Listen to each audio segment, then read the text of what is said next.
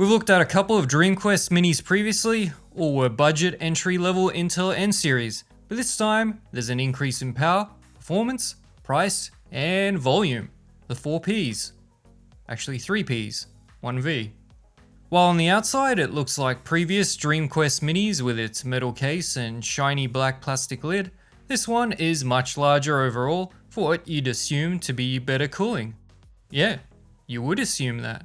There's also some basic LED lighting on the top front when it turns on for aesthetics, I guess. The DreamQuest Max uses AMD's Ryzen 7430U, a low-powered 6-core 12-thread chip with Vega graphics. The Mini comes with a USB-C power supply, HDMI, a simple mount, and manual. Apparently the 65-watt power supply is not the one that comes originally in the box. Instead, DreamQuest sent me a different one since it has an Australian plug. For some reason, brands think I don't have a universal adapter. Anyway, the bigger problem is that this power supply doesn't provide enough juice for the mini PC and it powers off under load. So I bought a 100-watt USB-C power supply to do this review. At the time of this recording, the Max is only available on the DreamQuest website and the 512GB SSD 16GB RAM option is $400 US, which is $40 cheaper than the Geekom A5 we've looked at with the same CPU. Other configuration options are available, except the bare bones. First thing I didn't like with this mini is that all the ports are on the back. Very annoying for plugging in temporary USB accessories. The only thing you'll find here is a power button. On the back is an Intel sticker. Don't ask me how it got there. Just accept it or peel it off. There's a 3.5mm audio jack, dual HDMI ports, 4 USB-A 5GB, dual gigabit LAN, and dual USB-C. Both support power delivery, and apparently they support display out, but I wasn't able to get a signal with either port. A Realtek Wi-Fi 6 chip is used for wireless and Bluetooth, but it refused to find anything when I tested it. So I uninstalled and removed the driver, and then installed it again. That made it work fine. Opening the Max is straightforward. 4 screws, lift the lid, and we have some labels. The DDR4 3200 on the website and label is wrong. Only 2666 is included. 2 M.2 SSD slots are available. Closest one to the RAM supports M.2 SATA and NVMe, but maxes out at Gen 3 X2 speed. The one next to it is full Gen 3 X4. There's no cooling for either, but since DreamQuest has opted to include an M.2 SATA, well, it's not going to heat up. Windows 11 Pro is included and there were no nasties found when scanning for malware. Ubuntu works fine. No issues with wireless or Bluetooth. There aren't many low-powered U-series CPU minis released, or at least we don't get to look at them, but we have looked at the 7430U before with a Geekom A5 and in Cinebench single-core CPU. These minis are pretty much identical down the bottom. In multi-core, the Max is better out of the box, but the Geekom A5 did better with its performance mode set in the BIOS. Geekbench single-core CPU shows an identical score again. In multi-core, the DreamQuest Max wins with the Geekom not showing any improvement in performance mode. In the short video encoding test, it's pretty similar to the Geekom A5 when it's maxed out, although you can see a 7545U cuts down encoding time substantially. In the long AV1 encoding test, we have another win for the DreamQuest Max over the Geekom A5. I know it's pointless to use this mini for a locally deployed AI as it just doesn't have the performance, but at least we can see how it holds up against others. Overall, it beat the A5 in all 3 metrics. The opposite is true with the AI GPU test. This comes down to the RAM being slower than in the A5. Since we have no dedicated memory for the GPU, we're relying on the speed of the RAM. The Geekom A5 includes faster RAM, so it wins in the 3D graphics test. A pretty substantial 7% increase for the A5 in Firestrike, same in TimeSpy when taking the best result, and 5% in Steel Nomad Lite.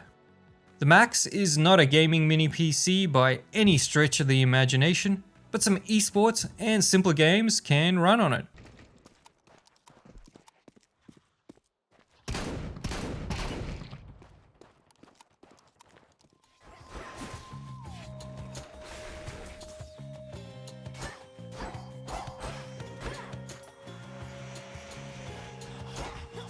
Many titles with current emulators will also run at full speed. Alright, the code compile benchmark was added after the Geekom A5 review, so it's not shown here, but you can see the 7545U is far ahead. In Adobe Photoshop performance, the Max is a bit behind the Geekom A5. Since Photoshop and Premiere like fast RAM, it's no surprise. And here's Adobe Premiere. It's pretty weak, but will handle 1080p projects no problem. This is the first time we've seen a mini PC at this price point with an M.2 SATA drive, and unsurprisingly, it's slower than even the worst NVMe. No SSD cooling isn't good for NVMe drives, so I guess they went the right way by including SATA. Depends how you want to look at it. Glass half empty or glass half full. Bluetooth range is average at 5 meters or 16 feet, and wireless at 12 meters or 39 feet using the 5G band worked okay. 8 watts idle power draw is fine, though the Geekom did better. A maximum power draw of 45 watts is again close to the Geekom. What isn't close though is the CPU temp. How is such a large mini PC with so little power draw hitting 97C under load? At least fan noise isn't bad. Well, how do I put this? Fan is on constantly and never changes speed. While it's high for idle, considering the CPU included, it's fine under load, but not with that max CPU temp.